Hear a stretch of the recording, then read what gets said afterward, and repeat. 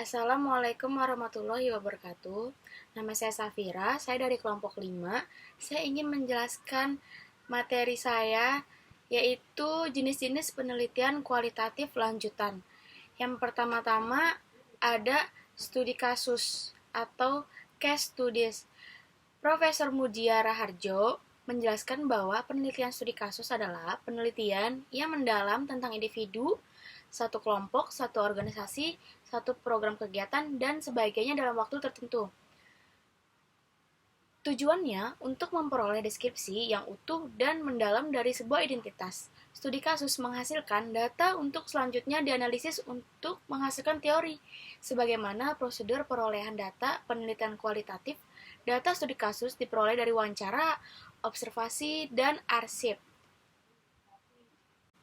Selanjutnya, saya akan menjelaskan tahapan-tahapan dalam melakukan penelitian studi kasus. Yang pertama, ada menentukan dan mendefinisikan pernyataan penelitian. Jadi kita harus sudah menyiapkan pertanyaan penelitian apa yang ingin kita tanyakan dalam studi kasus ini. Yang kedua, pilih kasus dan menentukan data teknik pengumpulan analisis. Setelah menyiapkan pertanyaan, kalian harus memilih kasus dan menentukan teknik apa yang ingin dipakai dalam penelitian ini. Yang ketiga, bersiaplah untuk mengumpulkan data. Yang ketiga ini kalian akan bersiap untuk mengumpulkan data-data tentang penelitian yang akan diteliti. Yang keempat, ada kumpulkan data di lapangan. Setelah mendapatkan data, kalian akan mengumpulkan data-data apa yang kalian dapat setelah kalian teliti tadi. Yang kelima, ada mengevaluasi dan menganalisis data. Setelah mendapatkan data-data tersebut, kalian harus mengevaluasi lagi apa yang kurang dari penelitian tersebut. Jadi harus dievaluasi ulang lagi. Dan yang keenam, yang terakhir itu ada siapkan laporan. Setelah dievaluasi, setelah mengumpulkan data, kalian harus menyiapkan laporan apa yang kalian dapatkan dari penelitian tersebut. Selanjutnya akan dijelaskan teman saya, yaitu Juwairia. Terima kasih. Assalamualaikum warahmatullahi wabarakatuh. Assalamualaikum warahmatullahi wabarakatuh. Nama saya Juwairia. Saya akan melanjutkan presentasi dari teman saya sebelumnya. Saya akan menjelaskan tentang studi dokumen atau teks. Studi dokumen atau teks merupakan kajian yang menitik beratkan pada analisis atau interpretasi bahan tertulis berdasarkan konteksnya. Bahan bisa berupa catatan yang terpublikasikan, buku teks, surat kabar, majalah, surat-surat, film, catatan harian, naskah, artikel, dan sejenisnya. Penelitian ini dapat pula kita lakukan di bidang pendidikan, misalnya mengkaji kurikulum sekolah, RPP, dan berkas-berkas yang ada di sekolah tersebut. Keadaan siswa setiap semester pun dapat dilihat melalui studi dokumen ini. Assalamualaikum warahmatullahi wabarakatuh. Nama saya Desi Nurdianti. Saya ingin melanjutkan penjelasan dari teman saya, yaitu analisis isi atau konten analisis.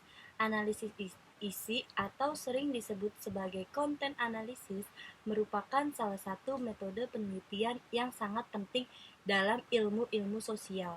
Ia berusaha memahami isi teks dengan melihatnya sebagai gejala simbolik, bukan sekedar kumpulan cerita atau peristiwa yang satu dengan lainnya, tidak saling berhubungan secara lebih spesifik.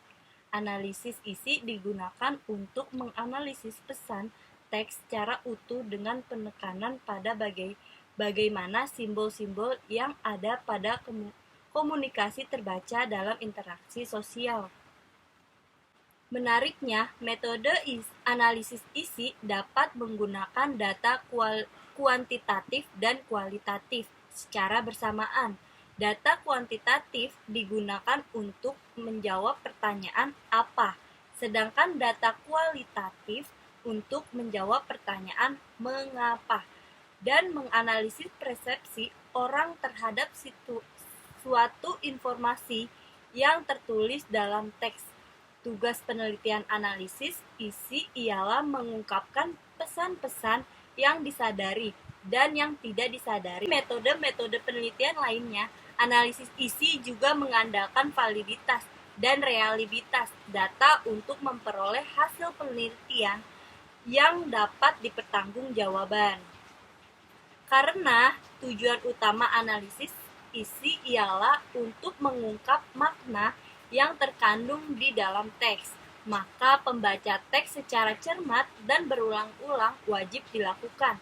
Selain itu, perlu disadari oleh peneliti atau pengkaji teks karena makna teks tidak pernah tunggal dan sangat tergantung konteks.